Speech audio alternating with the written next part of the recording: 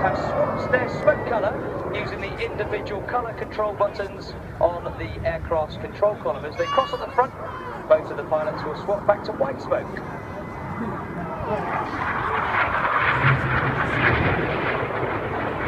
Now look out to the right 45 degrees to find Enid. Number 4. Reds 1, 2, 3 and 5 form a box formation.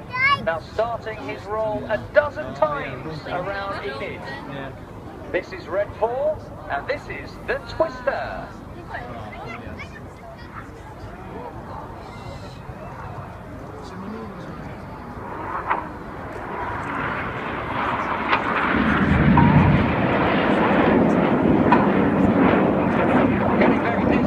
Smoke is red 4. He's Flight Lieutenant Stu Campbell. Stu is a second-year pilot with the team. He started his career as an instructor on the Tucano aircraft and displayed that aeroplane in 2008 before moving to